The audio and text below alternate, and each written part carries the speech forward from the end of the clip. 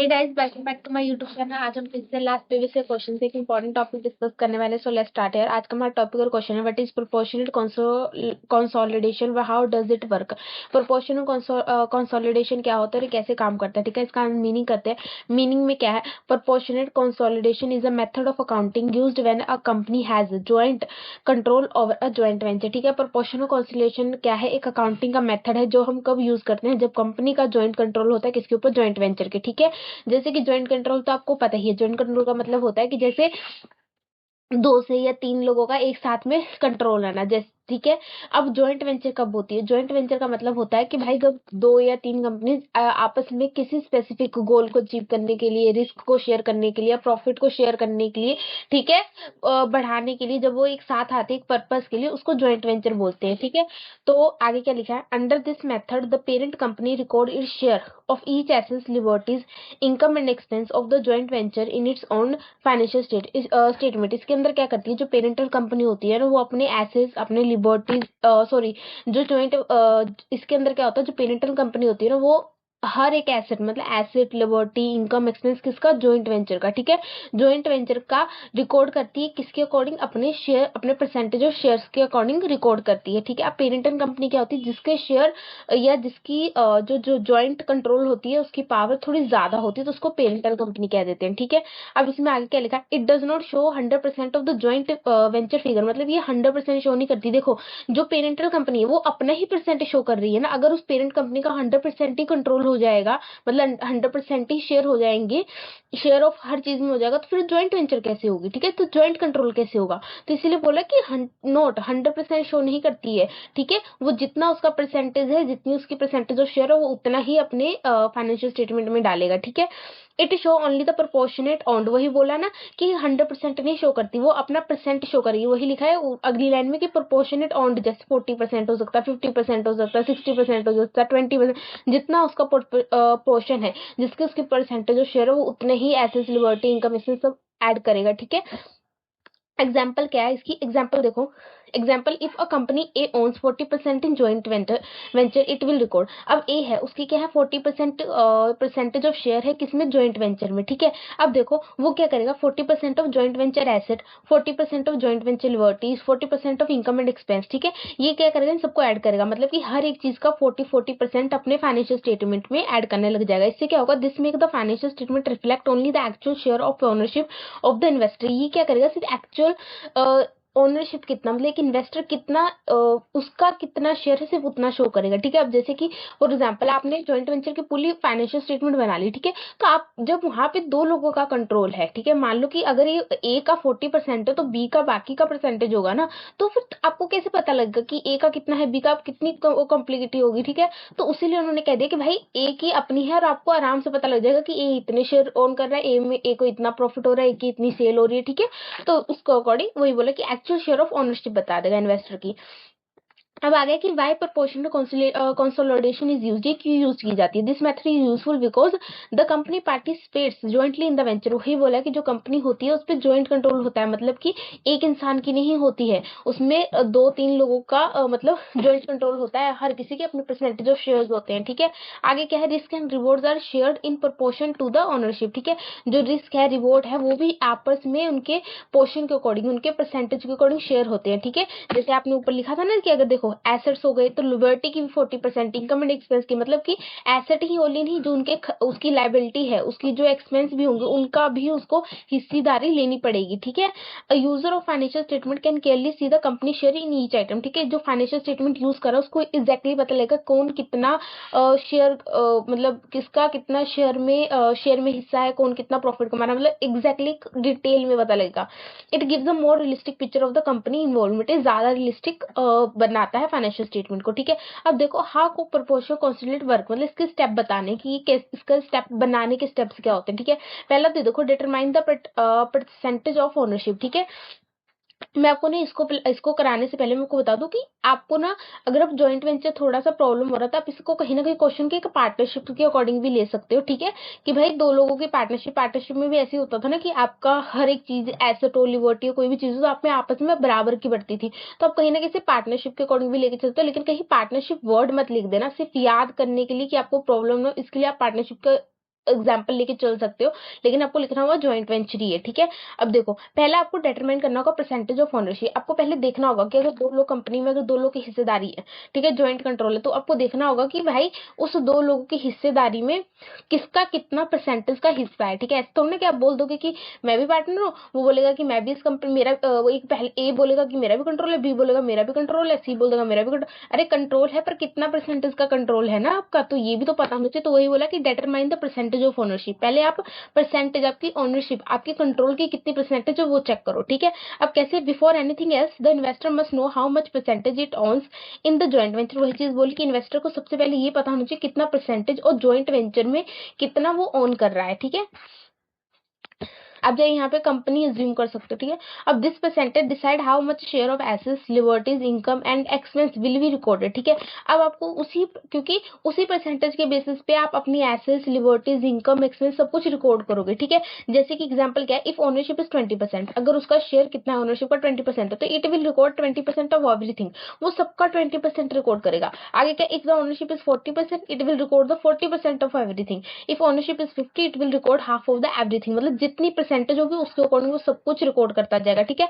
This step is important because all the calculation depend on this percentage. It show the level of right responsibility the investor has in the joint venture. तो वही बोला कि ये step बहुत ही important है, क्यों, क्योंकि सारी कैलकुलेशन किसके ऊपर डिपेंड करती है, परसेंटेज के ऊपर डिपेंड करती है, ठीक है। इससे क्या पता लग रहा है, इससे पता लग रहा है किसके कितने राइट्स है, किसकी कितनी रिस्पॉन्सिबिलिटीज है, किसको कितने एसेट्स मिलेंगे, किसको कितनी लिबर्टीज मिलेंगी, ठीक है, ज्वाइंट वेंचर में। तो ये बहुत ही इंपॉर्टेंट पॉइंट है, ठीक है।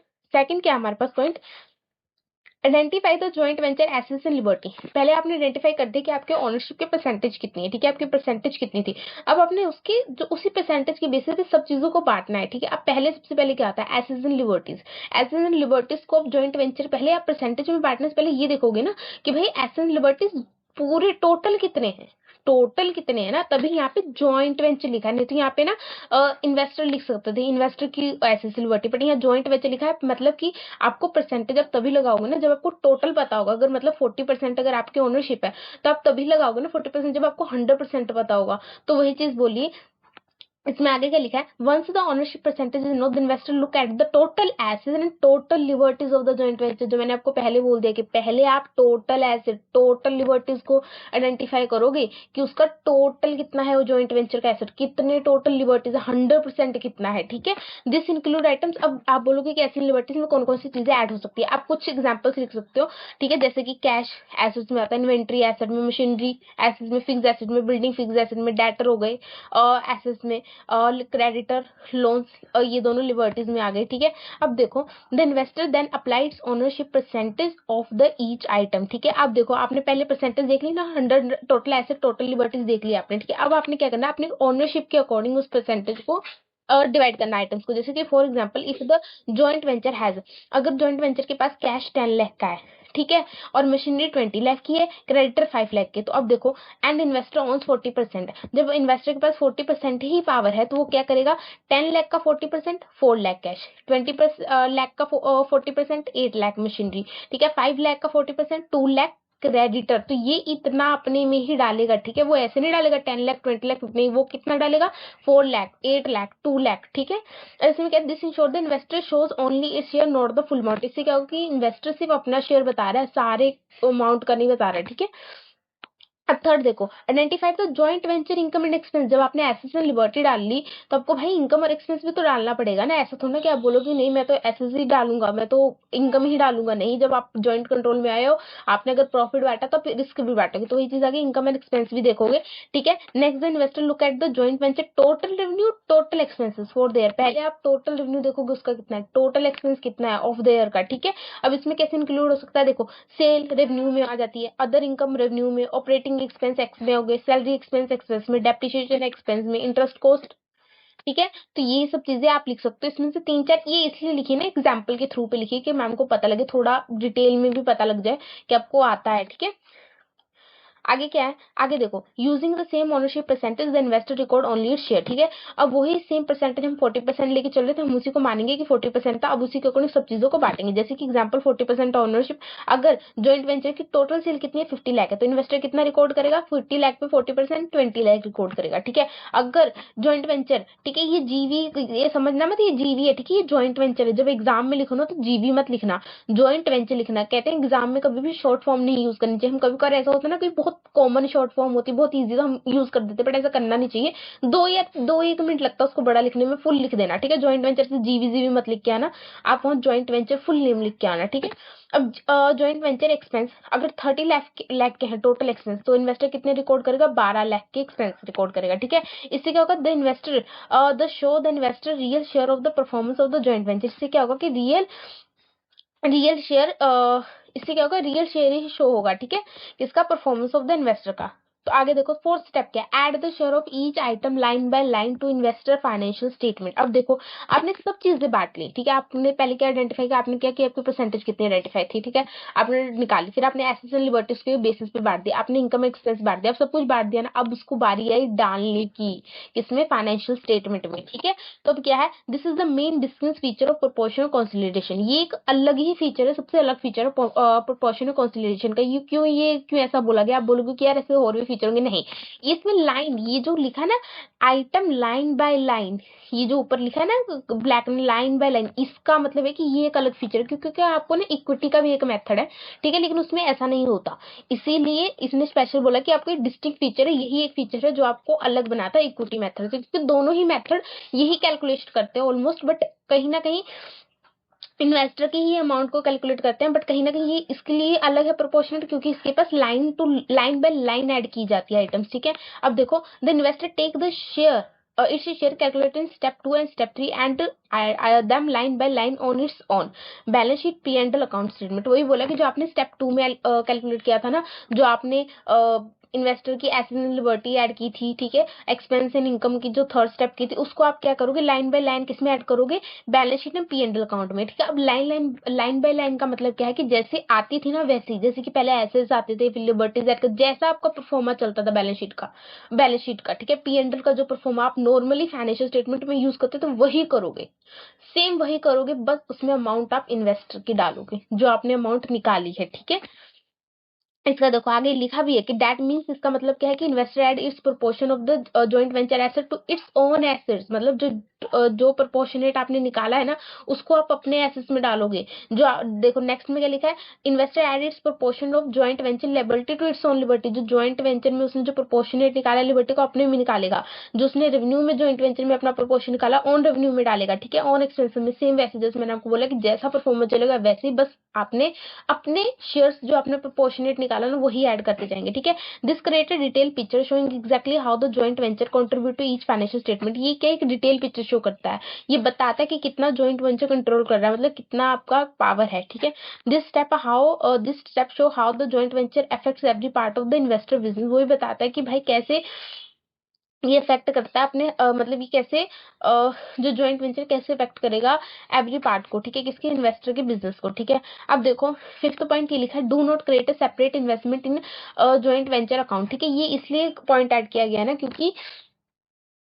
क्योंकि जो इक्विटी का भी मेथड है ना, उसमें हम इन्वेस्टमेंट अकाउंट बनाते हैं, बट इसमें नहीं बनाते। देखो आपने नॉर्मली अगर आप ध्यान से देखो ना, तो आप सोचोगे कि यार इतना झमेला करने की क्या जरूरत है, जो आपके 40% आए थे आप एक इन्वेस्टमेंट अकाउंट बना देते इन्वेस्टर के नाम से, और उसमें ही आप सब डाल देते, ठीक है। तो वही चीज बोली कि इसमें हम क्रिएट नहीं करते, ठीक है। ये एक ऐसे जो इन्वेस्टमेंट इन जॉइंट वेंचर ना एक अकाउंट नहीं बनता, सिर्फ एक एंट्री होती है, वो पूरी कैलकुलेशन एक अलग से करके बस एंट्री के नाम पे डाल दी जाती है, ठीक है।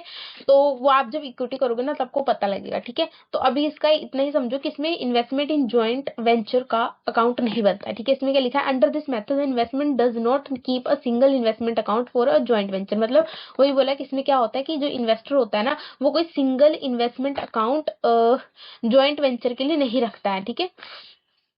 वही जो मैंने आपको बोला वही चीज है कि भाई कोई भी एक सिंगल इन्वेस्टमेंट अकाउंट नहीं होगा ज्वाइंट वेंचर के लिए, ठीक है।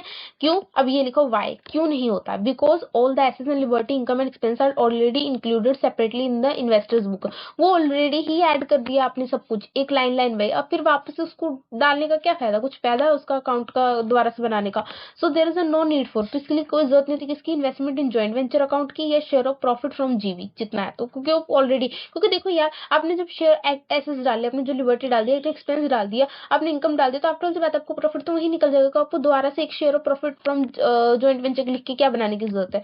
तो everything is added directly at the item level, सब कुछ डायरेक्टली एडेड है। This make this statement look more detail realistic, ठीक है, ज्यादा रियलिस्टिक और डिटेल बनाता है, क्योंकि आप अगर इन्वेस्टमेंट ज्वाइंट वेंचर या share of profit from GB भी लिखोगे ना, तो आप सिर्फ एक लाइन लिखोगे और एक लाइन के साथ उसमें अमाउंट जो होगी टोटल जो फाइनल अमाउंट आएगी ना उसको डाल दोगे, तो उससे क्या होगा कि आपको पता थोड़ी लग रहा है कितना सेल है कितना एक्सपेंस। लेकिन इसमें जब आप यूज कर रहे हो प्रोपोर्शनल कंसोलिडेशन में, आप हर एक चीज एक एक अमाउंट करके डाल रहे हो, ठीक है, तो इससे क्या ज्यादा आपको डिटेल में पता लग रहा है, ठीक है।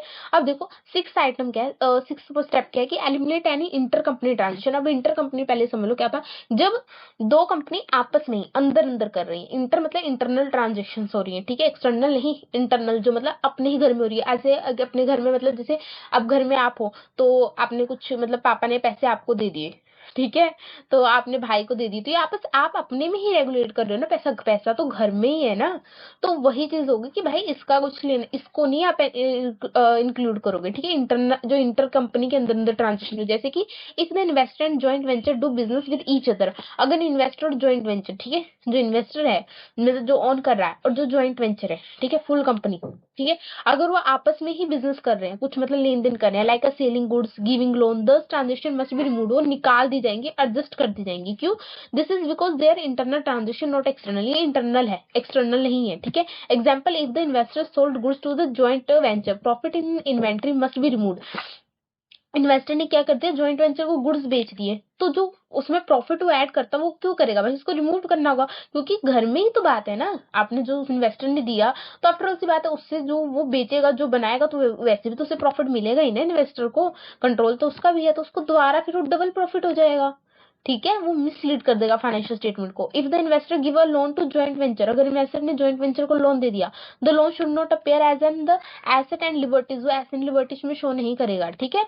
If this step ensure that financial statement show only real outside world transaction not internal ones, ये सिर्फ रियल आउटसाइड वर्ल्ड ट्रांजेक्शन दिखानी है। देखो मैंने उनको पहले बोल दिया कि अगर इन्वेस्टर ने, देखो इन्वेस्टर ने गुड्स आपको बेचे ज्वाइंट वेंचर को, ठीक है, उसको प्रॉफिट हुआ इन्वेस्टर को, भाई सेल की है तो आफ्टर से बात है वो सेल में डालेगा कि सेल बढ़ गई, ठीक है। अब ऐसे अगर रहेगा तो भाई वो जो बना रहा है, बना तो वो अपने में ही रहा है ना, अपने ही घर में दे रहा है, तो इससे क्या होगा, बाहर वाले लोगों को क्या लगा, अरे इनकी सेल तो बहुत बढ़ रही है, बट बाहर से सेलिंग ही नहीं हो रही, ठीक है।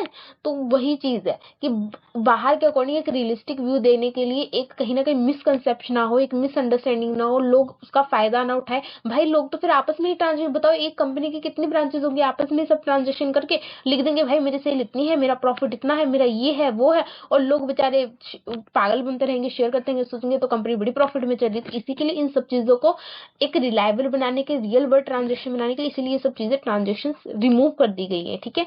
अब देखो सेवन क्या है, last step, prepare final consolidated statement. अब क्या फाइनल कंसोलिडेटेड स्टेटमेंट बनाओगे, after all the step the investment prepare the final consolidated balance sheet P and L account, ठीक है। अब आप सोचोगे कि भाई ऊपर भी तो हमने बैलेंस शीट और पी एंड एल अकाउंट बनाया था, ठीक है, जब आपने वो मेरे ख्याल से फोर्थ स्टेप था, जब आपने कहा था कि सेकंड और थर्ड को ऐड करके लाइन लाइन, वो आपने तब सिर्फ एंट्रीज डाली थी, मतलब आपने परफॉर्मा बनाया, परफॉर्मा अकॉर्डिंग आपने अमाउंट डाली, अमाउंट डालने के बाद आपने क्या किया, उसमें से जो आपको लग रहा था कि ये ट्रांजेक्शन नहीं जाएंगी, आपने वो ट्रांजेक्शन डिलीट कर दी, एडजस्ट कर दी, ठीक है। सब कुछ करने के बाद जब आप वो टोटल करते हो ना बैलेंस शीट पे, जब आप सब कैलकुलेशन करना शुरू, वो वाला ये कि अब प्रिपेयर फाइनल करो, अब फाइनल स्टेप्स उठाओ, ठीक है। तो उसमें क्या क्या बैलेंस शीट और पेरेंटल अकाउंट फाइनल वाला बनाओगे, आप रफली रफली नहीं कि आपने दिल किया तो यहाँ एक डाल दिया तो कच्चे में चलता है ना, वैसे नहीं।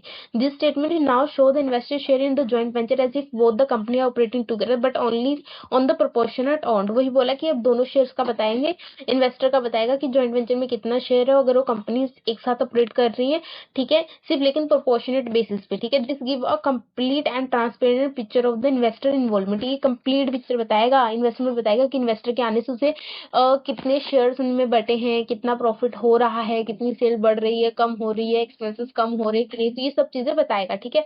अब यहाँ ना वेरी स्मॉल समरी में फॉर रीजन लिख दिया। अगर प्रोपोर्शनल कंसीडरेट का मतलब क्या होता है, take your percentage share of each item and add it line by line to your financial statement. ये सिर्फ एक लाइन है कि याद करने के लिए, बाई चांस आप लिख लो कि आपको याद रहे कि बाई चांस अगर आप भूल भी जाते, काफी बार होता है ना कि क्वेश्चंस बहुत है इसमें मॉडर्न अकाउंटिंग में, और याद करने का सिर्फ रटने का वे है, ठीक है। जैसे अब इन्वेंटरी है, सेगमेंट रिपोर्टिंग है, इंटीरियर, सबके रिकॉग्नाइजेशन मेजरमेंट यही आ रहा है। तो इनमें कुछ ऐसा नहीं है कि आप याद कर सको, ठीक है, आप समझ सको या अपनी लैंग्वेज में सिर्फ याद करने, क्योंकि भाई एक अकॉर्डिंग लो ही है, आप किसी रूल रेगुलेशन को चेंज नहीं कर सकते हो, तो आपको वैसे ही करना। तो कहीं ना कहीं छोटी छोटी चीजें याद रखो कि बाई चांस अगर एग्जाम में इतने सारे कि आप भूल जाओ, लेकिन आप एग्जाम में जैसे ही आप देखो ना प्रोपोर्शनल कंसीडरेशन, आपको ये लाइन याद आ जानी चाहिए कि आपको अपनी परसेंटेज ऐड करनी है item by item, line by line अपने फाइनेंशियल स्टेटमेंट। इससे क्या होगा, आपको सारे स्टेप इजीली याद आ जाएंगे कि हाँ ये वो वाला क्वेश्चन था, ठीक है।